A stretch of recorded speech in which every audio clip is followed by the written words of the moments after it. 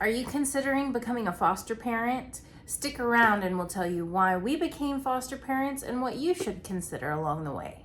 My name is Allie. My husband's name is William. We're both registered nurses. We have one biological son named Michael. He is 2 years old, pandemic baby. And then we have currently one foster daughter who is 1 year old. And we are in the process of trying to adopt an 8-month-old little girl. We'll let you know how it goes.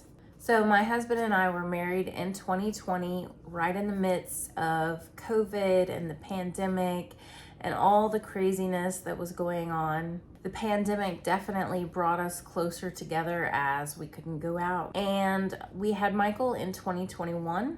I had a really difficult pregnancy. We had each considered becoming foster parents. He had family members that had actually adopted out of foster care, and I had an adopted sister that it was a kinship placement. We had each individually considered becoming adoptive or foster parents, but hadn't found the right time until after we were married. And so we had both had these experiences that had made us open to the idea of foster care. With my son, I had a really difficult pregnancy. My husband, William, and I had talked about having another child, but then had decided we wanted to try to go through adoption and specifically foster to adopt. So when we reached out to our agency to say, hey, we're interested in adopting a kiddo or two, they were like, well, have you considered actual foster care? We wanted to keep the age around our son's age. Initially, we weren't going to take foster placements. We were only going to look for kiddos that were straight adoption. But after talking with our agency, they were saying the age group that we wanted, they said the easiest way to adopt out of foster care for that age range is to be foster parents, then wait to see whether your placement gets reunified with their family, and then if not, you would be the first family offered adoption for the child. My husband and I really had to pray on this because I am emotional, I get attached, I cry at commercials. So I didn't know if I could actually handle taking in this child, loving this child, caring for them potentially for a year and a half, and then them going home. And so we prayed on it, and I was just like, God, send me the children you want me to take care of for however long you need me to take care of them. And I had to just let the unknown go. Our first daughter, we are currently expecting reunification. We have gotten really attached to her. We've had her for several months now, and it's gonna be really hard when she goes home. I'm not gonna lie, it's gonna be really hard. However, I'm so happy she gets to go back with her family, because if you can be anywhere, you wanna be with family if it's at all safe, possible. And I'm really glad she gets to be back with her family, that they have been able to do all the steps necessary to get on that reunification path. And it's definitely going to be traumatic when we have to let her go. I'm learning that everything has a season. She has had this season with us, and as much as I love her, her life is going to be beautiful with her family.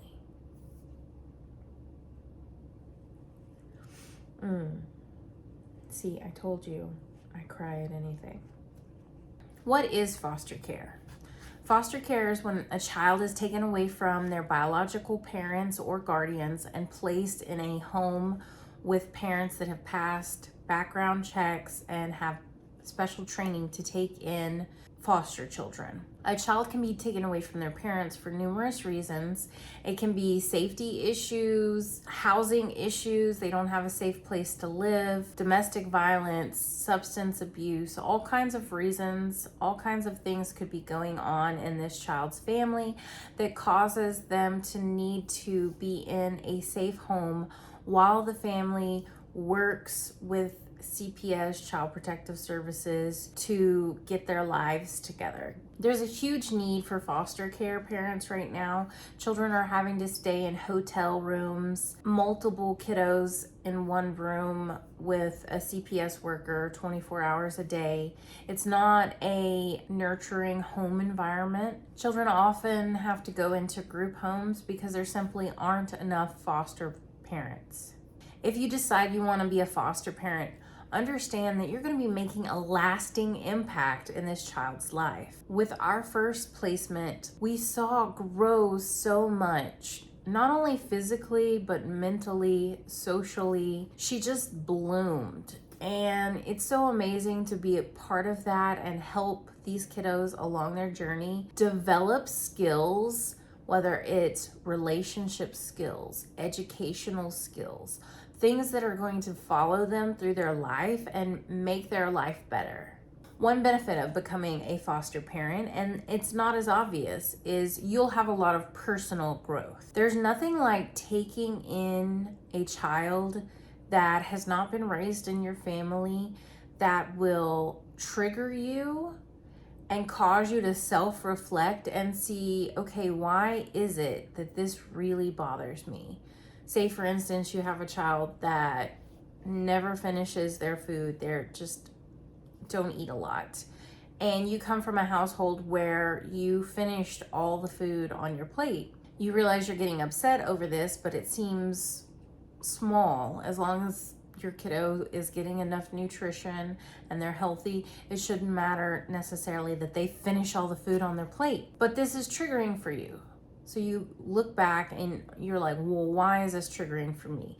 Maybe you came from a family where money was really tight. They had to really watch what they spent on food. And so if you didn't eat all your dinner, then maybe your mom or your dad yelled at you. And so when you bring in this foster kiddo and they're doing something that would have gotten you in trouble in your childhood, it can be triggering because you're like, you're waiting for the shoe to drop. You're waiting for your parents to come around the corner and yell because the food wasn't finished. So as you help these children deal with their own issues, it will also dig up issues that you maybe don't even realize you have. So you have to be very self-aware and very focused on your own personal growth to move through these things, and just dealing with these things will help you become more grounded, less volatile, less triggered with children and coworkers and family members. There's all kinds of benefits to working through these issues that you didn't even know you had. And also it creates a bonding experience as you walk along this with this child and help them with their issues. And you say, hey, I know you're going through this. I know you're having a hard time. I know you're acting out. You're crying, you're throwing tantrums, but hey, you can't push me away. I'm here for you. I'm going to help you get through this, and I'm going to help build skills in you so you can develop into the beautiful human being you're meant to be. Another great benefit to foster care is building a wonderful support system around yourself. There's nothing like foster care parents. They have seen it all. They've heard it all. They understand you. Whereas your neighbor, your sister, they don't really understand where you're coming from and the difficulties you may be facing bringing in an unfamiliar child into your home. It doesn't matter how well behaved they are. They're not used to your home and your rules, and you're not used to their reactions and the way they behave. And a simple example of this is eye contact. In America, eye contact is very important. It's seen as disrespectful if you're not looking someone in the eye as you talk to them. It can also be seen as you're not telling the truth. Well, in other cultures, children don't look adults directly in the eye because it's seen as disrespectful. It's considered rude. So just depending on where you're adopting your child from, or what background your foster child is coming from, will determine how they interact with you, and will be some challenges you'll have to keep an eye out for. If you want more information on becoming a foster parent, check out this playlist and follow along. The only people who truly understand what you're going through is other foster families. And so I really encourage you to subscribe, follow along, comment, support each other, and find that community here. Look for that community around your own town. Support others. The number one reason foster parents stop taking placement is lack of community.